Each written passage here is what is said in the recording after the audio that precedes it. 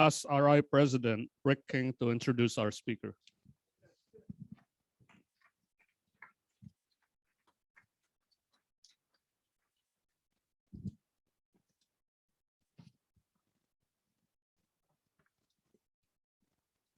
Well, it wasn't the Tabernacle Choir, but I appreciate it very much.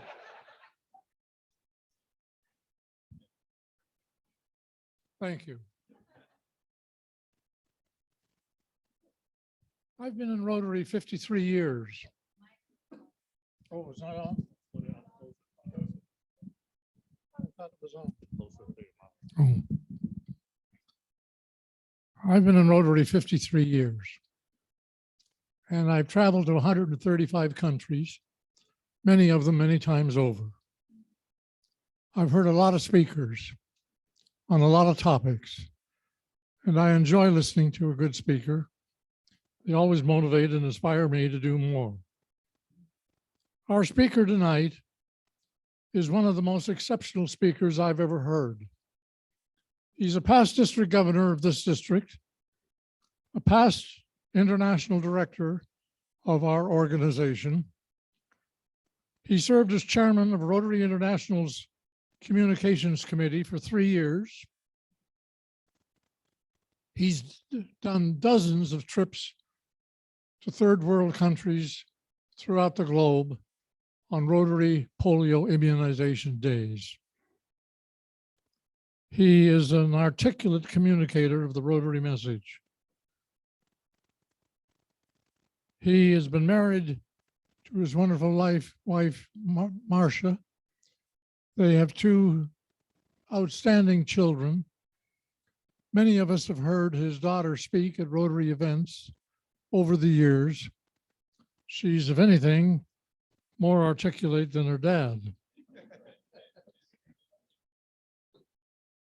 I have admired Brad's work because he's been in Rotary not only a trainer of incoming district governors, but a trainer of the trainers of incoming district governors at our international assemblies, where we train the incoming governors how to do the job. Brad is respected throughout the globe for the time that he's put in. I love him because he's a Cal Bear, particularly involved with the School of Business at the University of California at Berkeley. And he is a marvelous actor. I have 2 personal memories of Brad that will always stay with me. First, one day, his father, Joe Howard, a past district governor of this district, called me up and said, "Rick, I have a favor to ask. Would you be willing to drive Brad and his fiancée to their wedding?" I was very flattered because I thought that's really exceptional, until his father said, "Be sure you bring your Rolls Royce. That's what we want." I sat with my wife and Brad's parents, Marguerite and Joe Howard, in an audience watching a play of Peanuts. And Darren Young will tell you that I am a great dog lover. I've always had dogs all my life. And I watched Brad Howard portray Snoopy the dog. I loved him so much, I wanted to take him home and give him a treat. He was Snoopy the dog, and that will always stay in my memory as long as I live, because in addition to all of the work that Brad does, he's a wonderful dog. He runs Howard Tours, Howard Properties, has an articulate and beautiful sister, Wendy, and represents the best in Rotary. Now, He is the aide to the president-elect of Rotary International, a demanding job. I wore out 2 aides when I was president. It's not easy to be the aide to the president of Rotary International. But Brad will serve as the aide to our first female president in Rotary's history and is her aide now. My fellow Rotarians in District 5170, past district governor, past international director, and a great Rotarian, Joe Brad Howard.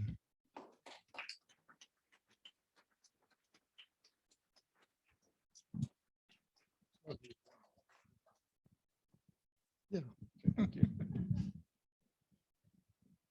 Thank you, Rick. Good evening. I was young when he started. I appreciate it. Now, there's a few things I need to correct here. First of all, the story about the driving from the church to the reception. It actually, my father did not call him. I called Rick because I asked Rick if he would please sing at our church service. I wanted him to sing. My family's originally from Hawaii, and I wanted him to sing Ke Kali Neau, the Hawaiian wedding song, a cappella. And he asked me for the date. I told him the date, and he said, I can't. My pianist isn't available. I said, Rick, I don't want your pianist. I'd rather have you. And he said, no, I'm not singing without my pianist. I paused and I said, okay, would you drive us from the church to the reception, knowing he had the Rolls Royce? And he paused for a minute. And I said, do you want to check with your pianist? Fortunately, he said yes. I'll leave it at that. I'll leave it at that. Thank you for walking us down memory lane. A lot of those I remember. The one thing I want to highlight, because I heard actually an acknowledgement for this, at his district conference was a gentleman that he mentioned that spoke, a gentleman by the name of Romeo Dallaire. Now, he gave him his credentials. He was in charge of the UN mission in Rwanda at the time of the genocide. Some of you actually may know of him if you've ever seen the movie Hotel Rwanda. Okay, Nick Nolte portrayed Romeo Dallaire. This gentleman got up at the district conference to explain his role during the genocide. And he told stories about how he had to negotiate with the devil because he had to find the peace. And so he found himself talking to people that earlier that day were in the midst of killing people because when they showed up, there was blood on their suits. And he went through this entire speech, and to say that you could hear a pin drop would be a gross understatement. It was absolutely silent as he told his story. And at the very end, the thing I remember so vividly was that how he said, after what I've gone through, I am convinced that there is no government that will ever be able to stop that from happening again. But I actually know of one group of people that can, and that's Rotary. And it was the most profound statement at that point, you know, still learning about Rotary, even though I'd been a governor previous to that, of how people perceive us. And that was a statement that was made then, and it's true now in many ways. I'm going to take a couple minutes to at least give you a preface, because I think this is going to be a little bit different presentation for you. I'm going to share with you my observations.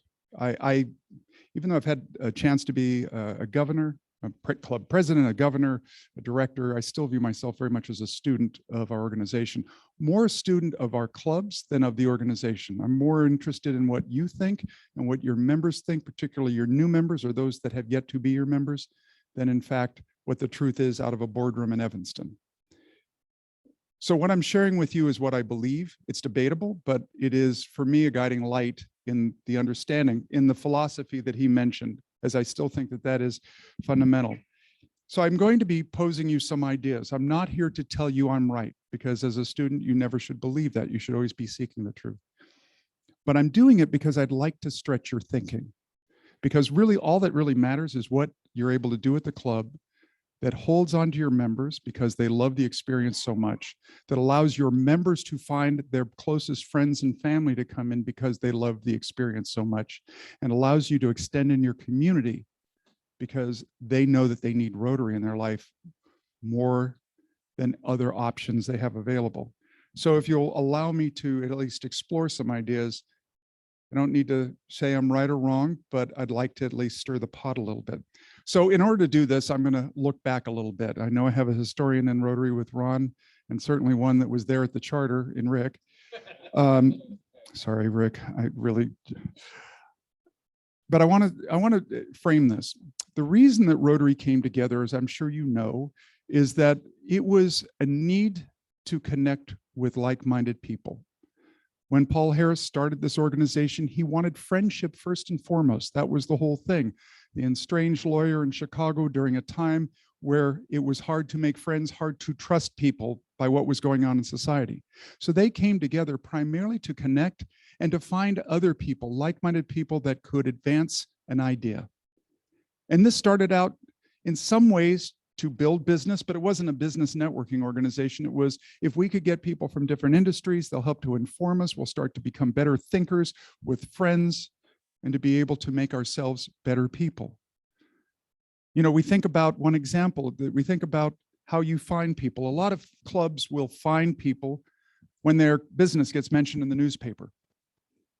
The way finding started in our organization is we used to find people if they did not do business with other Rotarians.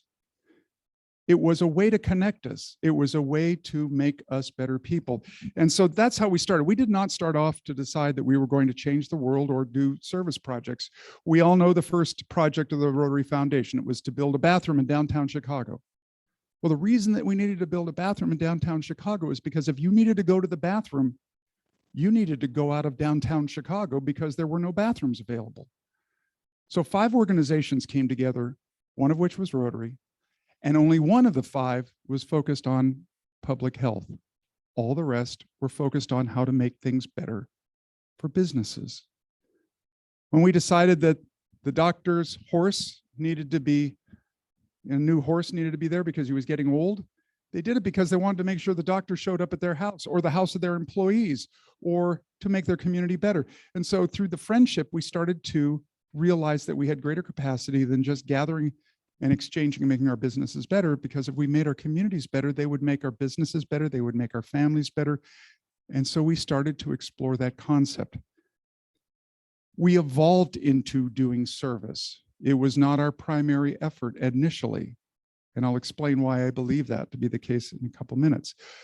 And so we evolved. We went into a process where, and we are to this day, an association of independent clubs. That is how we are defined. We're not any other, we have no other organizational purpose. We certainly are not a franchise. We cannot tell any of your clubs what to do. Certain rules, but that's because we all have to have a common root and a common emphasis and a common philosophy and structure. But we started to change. The first really significant change we had came out of the Rotary Foundation. And that was, we decided that we were going to wind up with a large-scale project that we could unite behind. Because up to that point, basically every club just did what they needed to with the Rotary Foundation funds subject to the rules of the road. And so they came up with this idea of doing a large grant, 6-figure grant called Health, Hunger, and Humanity Grants. And when they offered this up, there was a lot of contention. You can't do that. We're an association of independent clubs. You can't tell us what to do. We are all separate. There is no corporate type projects. So this was the first that we had. And they decided they needed help in order to be able to establish this concept for the clubs and districts and even the board of directors, members on the board, to see its value. They put together a committee that was chaired by a gentleman that I'm sure many of you will recognize, Cliff Docterman. And they decided they needed really a strong project, one strong project that could convince everybody this was worthwhile. That project was 3 people out of the Philippines saying, if you can give us enough money, I think we can get rid of polio here. Okay. And sure enough, they did it. And that set us on a whole different course of action. I remember being at PETS. PETS at that time was in January. I was president 87, 88. This gentleman over here told us how we were going to be the class to eradicate polio from the face of the earth. And he told my club that was only 3 years old with 25 members that we had to come up with $25,000 to do our part. I won't say exactly what I said back to Mr. Richard D. King, other than we did it at the very end. By hook, by crook, we got through. And so we as an organization did this. And for those of you who are aware of it, it was a really odd time because not only did our goal was to raise $110 million. And that was calculated based on the number of kids 5 years and younger, which was our target group to immunize, and the cost per dose, 110 million. It was announced at the Philadelphia Convention in June of 1988. The amount raised was $247 million. I had the chance to be actually at that convention, on the floor of the convention. There were balloons overhead, nets. They dropped the balloons on our head. And I remember each of us turning, shaking hands, going, we eradicated polio. We had no idea what we were doing. We really didn't. We had to do things we never even conceived of doing. Everybody got really frustrated early on, going, how come polio isn't eradicated? We raised that money 2 years ago. Are we wasting that money? I mean, remember the conversations going on. And what we came to find is we needed partners because we didn't have a clue about science. So we got the World Health Organization. Oh, by the way, the World Health Organization a few years prior to this had concluded that they could not eradicate polio and they were going to look at some other options of global health. But when we raised darn near $250 million, all of a sudden they thought, global organization, that much money. In 1988, excuse me, they established that as one of the world health priorities because of what we did, what we fell into doing. And so we went through this process for now the past 30 plus years. And as all of you, I'm sure, and I hope you know where we are. This is the quiet time. We actually may be where we thought we'd be for 3 years. We get to January 27th, 2022, polio will no longer be endemic in Pakistan and Afghanistan. Then we'll need 2 more years before the World Health Organization will certify the world as polio-free. And so this changed, from my perspective, this fundamentally changed not just organizationally, but this concept of how we raise funds, how we organize ourselves, but it also changed what we thought our purpose was. We are the greatest service organization on the face of the earth. Look what we've done. And so I think that part of it is that it altered our perspective. But here's the thing, right now, for a variety of reasons. One reason is that we've had declining membership in North America, Australia, New Zealand, Great Britain and Ireland, and parts of Europe for a number of years. It's been going up in other parts of the world, so that's why we stayed static at 1.2 million. But because we're declining in certain parts of the world, the mature markets, we've started asking better questions. We've started really struggling with our very thoughts of what we are. What are we? Are we a service-forward organization or a member-forward organization? Are we a membership organization that does service or a service organization that has members? What are we? And to this day, we still struggle and conversations are still going on. I mean, I'll tell you my perspective of what I believe. I do not believe we are a service organization. I do not believe we are a service organization. We are a membership organization that does service, and we do service in a way that no other organization on the face of the earth of which I know can do it. We empower our members to change the world. I could spend the next 45 minutes talking to you about the effects of what polio eradication has done to global health with specific examples. But we created a point of inflection for that. And it wasn't done because of service, it was done because of who we are. I went through this process to understand, and there was a couple things that were guiding light. The first one was the objects of Rotary. Now, I know a few of you have read them because I normally only get through 1 or 2 before I'm asleep. But I felt that I kind of had to at one point when I was coming on the board, really to understand them. And here's the thing, when you read the objects of Rotary, our founding principles, this is why we exist. This was articulated as why we exist. Each one of these tell us that we improve the members so that they can do something else. It is our effect on our people that has a result in service. Number 1, I'm going to use my language because they're much longer and it was written a long time ago, so it's kind of odd English. Basically, make a friend, and as friends, you're going to figure out something to do that'll help your community. That's what they did back at the original time in our organization. Number 2, have high ethics in your business. And when you do, you can take your business to help other people. You can teach your employees. You can have words on the wall that mean something. Number 3, the ideal of service in personal, professional life. Yes, there's a third word. service. But the first two target the person, not the outcome. And the final one, for me at least, is the most resonant. We'll make you a global citizen. All of these, all of our founding principles are what they do to you before you do anything to anyone else. So it must be resonant in us being a membership organization. There was a quote that I read by a gentleman by the name of Richard Branson. You may recognize his name as chairman of the Virgin Group and the guy who flies around the world at very high altitudes. And I read this quote, helped codify for me that we are a membership organization, or perhaps as I prefer to call it, a people organization. Clients don't come first. Employees come first. Because if you take care of your employees, they'll take care of your clients. If we take care of our members, they'll take care of our communities. Every single president-elect in this room, you only have one job, and I mean this above everything else. You don't need to do grants, you don't need to do service projects, you don't need to line up speakers, you don't need to do anything else but one. Make your members love your club, period. If you can do that, they will take care of your community because that's who we are. That's what we do.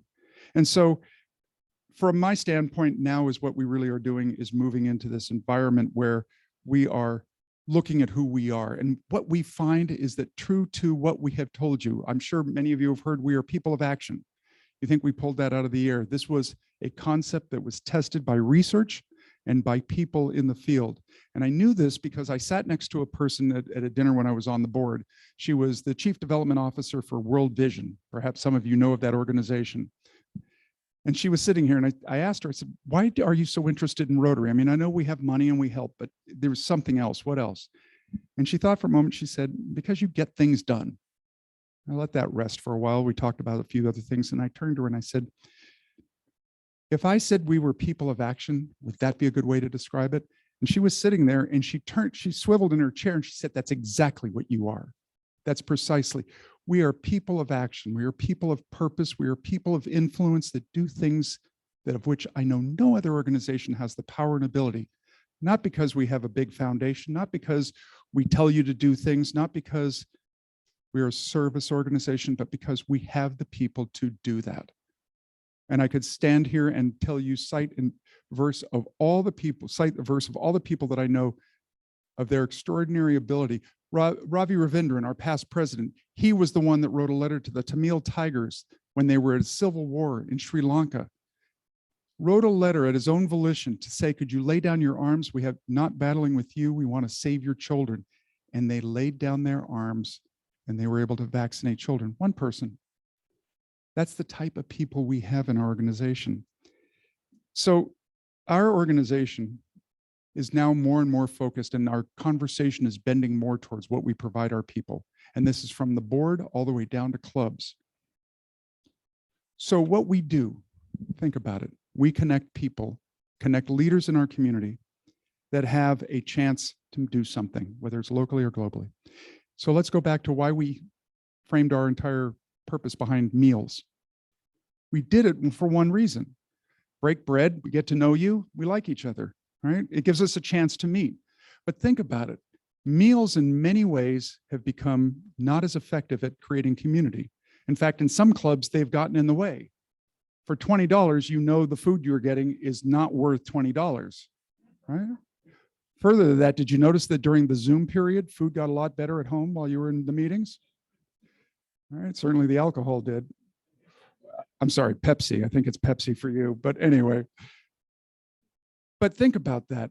The meals were to bring us together, but even more so now, meals are not essential. And if you're talking to people that are in a full-time career, to be able to take the 2 hours out of a day in order to meet at a meeting, if they do, you know darn well that they're carrying one of these and they're tethered to that office. Back when I started in Rotary, and generations before, there were no phones. You went to a Rotary meeting to get away from the office. But now meals are not that essential. So there are other ways that people connect. Certainly we have the example of Facebook and many other ways that we can connect. And you saw it most vividly during the pandemic with Zoom. Even though it wasn't our preferred way of doing it, in fact, it allows you folks at home to still be a part of this meeting, along with all of us. And in many, many parts of our world in Rotary, These cameras are still a part of the meeting even when they're in person, because we've realized we now can extend into our community into a different way. Further to that, what we are trying to do is to be able to give our club members greater flexibility to meet on their terms. A few years ago, you may be aware that, well, let me even back up further. Our legislative body, the thing that affects our corporate documents, this is our organizational constitution and bylaws and the standard club bylaws that are used, are determined through a process called the Council on Legislation. This is where one representative from every district in the world convenes every 3 years. One's going to happen in April this year. And they help to set the rules. And there's a debate. It's presented. Somebody will come up to the lectern, argue why that's been presented. And then there will be comments from the field. If it's a red card, that person's against it. If there's a green card, that person coming to the microphone's against it. And the debate goes on. And then they vote afterwards. In 2016, before the council was an enactment to eliminate the attendance requirement and to offer full flexibility and control to the clubs. Anybody who's in that council on legislation has to be a past district governor. This particular motion came from the board of directors, not out of a club, not out of a district. And so a member of the board had to present it. I was given the opportunity to be the presenter for those 2 or 3 minutes at the beginning. And before this happened, I was standing on the side looking out at the audience of all 530 heads that were there. And what wasn't gray was bald. And I was thinking, is this the kind of crowd that is going to liberate clubs to make a decision for themselves? Needed 75% of the vote, received 85% of the vote. They came to recognize the time was to liberate the clubs. Why? Not so much for the clubs, but for the members, to give them a chance to take Rotary on their own terms. And so really clubs have had a chance to explore not how do you figure me out, but how do I figure you out? Instead of giving an exit survey to a member, many clubs now are starting to give entrance surveys. What do you want out of this club? What are you seeking out of this club? I know a doctor that joined a Rotary club, was there for 2 years and left. It was a friend of mine. I said, why'd you leave Rotary? It seemed like it would be a perfect fit. He said, because they had me cleaning up highways. And I wanted to use my profession to make a difference in this world. No one gave him a chance to understand what he expected out of Rotary. And so where I see us going is that now we're starting to become far more customer centric, where we're offering that level of flexibility, where we are starting to help people. And you had to do this through the pandemic or you would have lost them. And if you didn't, as was described earlier, you did lose people, some clubs. So if that's the landscape from where we came to where we have evolved to the debate we're in the middle of, and how we're starting to change as a customer-centric experience, what do I see happening? And some of which I'm talking about has already begun, some of which is extending where we're going to go. And that is, we're starting to realize that the way we have given clubs a definition of coming together and creating community needs to be liberated. All right. And even some of the meetings aren't the best way. Think about your meeting. If your meeting is like my club used to be, you come in at the last minute because you know you're kind of busy. The bell rings. The president says whatever it says, stands up. You pledge the allegiance to the flag. They do whatever the thought for the day, however that runs. You sit down. There's announcements that are made. The announcements come in, they out. There's the sergeant at arms. They find a bunch of people. Everybody sits down. The speaker is introduced. The speaker speaks. There's questions. The bell rings. You leave. Where was it that you broke bread and talked to your friends? How was that created? In fact, what I've come to recognize is most of our value is outside the bells of our meetings, the before and after. You ever gone on a service project and sweated next to one of your club members and then go out afterwards and have lunch and go, that was so cool, we did it. Or if you've ever had a chance to get on an airplane and see what Rotary looks like overseas, that's fundamentally life-changing. Whether it be to eradicate polio, or you go out at a service project, or you just go to a convention, That's what we offer people. But beyond that, what we are trying to do now is to extend ourselves. I'm not sure that the way that every club has to approach someone is as a potential member. Forgive me, Governor. I don't know that every single person should be a member of Rotary. I believe every single person should be associated with Rotary. I believe that we can extend into our community, but that doesn't force them to pay dues to do what we do in the community. Let me go further. I'm not sure that everyone is qualified to be in Rotary. If we are a membership organization, we define who we are. If you look in our bylaws, there is a definition of what a member is. That doesn't mean we're arrogant. That doesn't mean we're exclusive. It means quite the opposite. It means there are certain type of people that are in an organization, and clubs need to recognize it. There are clubs that know their brand, and they're very careful about it. But when you take those same clubs and you look at the tentacles they have in the community, it goes well beyond membership. So why is that good for the club? How does that help our corporate health? Because some of those people are partners that can give us value that we don't even begin to know. Bill Gates isn't a member of Rotary, and look what he's done for us. We have a number of organizations that are lined up now to talk to us because they realize our value, and eventually they will help us to become a stronger organization, whether it be to help our members or not, or communities or not. So let me go one step further. I can foresee the time where people join Rotary, but do not join a Rotary club. They join our cause. So let me give you proof of that. How many people here are on my Rotary? Okay. There are 75,000 people on my Rotary that are not members. 75,000 people that want to be a part of us, but they don't need to join a club in order to understand what it is to be a Rotarian. And you think, well, heck, anybody can join. I mean, we're going to get kids joining Rotary. No, we're going to get C-class executives to join Rotary because they understand who we are and what we stand for, and they want to leverage it. Today, I was on the phone with this organization called All Africa, and it was like we knew all the same people. They were saying, we have worked with Rotary in the field, and are you interested in talking to us? Of course we are, because we are an inclusive organization. I want that person as much as I want people to be members of my club. So I foresee a time where our economic model, and in Rotary, 2/3 of our revenue for Rotary International come from membership, 2/3. But I can foresee a time where we're going to have to look at our economic model, because I think we're going to be deriving our income beyond just membership. And I think in doing that, we're going to extend ourselves far more than we have. I know there's a young lady that is a bright, bright individual. She graduated from Chulalongkorn, which is one of our peace centers in Bangkok, Thailand.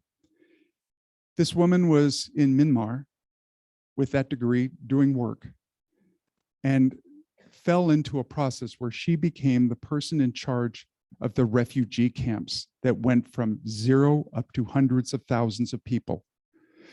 Not only does she believe in Rotary, she helped establish 2 Rotary clubs in Myanmar. And she came back, she's teaching at both Stanford and Cal in peace. And I said, oh God, our club would be a great fit for you. And she said, I don't want to join a club, but I am dying to join Rotary. I believe deeply in what you are. I just can't be bound by weekly obligations or funds that I'd rather use for other people. So for you as a club member or club leader, what would I suggest? Strive for membership, absolutely. But create an environment where they want you more than you want them. Think about it. I got into the business school at Cal. It took me every ounce of everything I had in my body to convince them I was worthy. And there were quite a few that told me I wasn't. But once I got in, I've been loyal to that organization to this day. And yet sometimes we bring in people, they're a guest one time, you'd make a great member, I'm going to put in your name. And they're thinking, that was kind of easy. I'll give you one example to conclude this. We always talk about how we're too expensive in Rotary. I don't believe that at all. I think they talk about dues are too much and too much expectations. No, our value is too low. So the Rotaract Club of Birmingham, Alabama, if you ever have a chance, go visit them. They're associated with the Rotary Club of Birmingham, which is one of our largest in the Rotary world, 500, 600 members. This is a club that when the hotel didn't give them a room one weekend, 3 members went out and bought a building and renovated it, and that's where they meet, all right? So I'll cast it in that. Their Rotaract Club has almost 400 members. Their annual dues are $325. In order to get in that club, you need 1 Rotarian to recommend you and 2 Rotaractors. And you have to write an essay And of all the applicants, they will only allow 70% in any given year. It's like getting into a business school or whatever the professional school that you're trying to get into. And you know what they also do? They consult to the 30% that didn't get in what they need to do in order to get in the next year. If they can do it, we can do it, because we are those types of people. We are the people of action. We are people of purpose. We are people of influence that do things that no one else can do. So when you talk about our organization, from my perspective, focus on the needs of your members, because if you feed them, they'll feed others.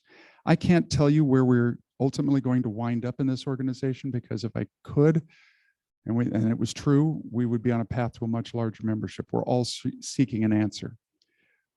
I'm tremendously optimistic that what we will experience next year with Jennifer as our leader will be a defining year for us, not just because she's female, because she is truly that good. She is a people person that cares about the individual more than anything else. And as a result, you'll do almost anything for her to follow her towards that lead. It's that kind of leadership that we need at the club level. Those people who care about their members enough to make them love, so that they want to join, they want their best friends to be a part of it. And once they're in, I'm not leaving for any reason. So that's my perspective of looking backwards, looking forwards. I give it to you to see if there's any pearls of wisdom in there or not, because only you can decide what's going to work for your club members, your customers, and that it works. I thank you for the invitation, Rick. Thank you for the introduction. And to all of you, I wish you good luck in Rotary. Thank you.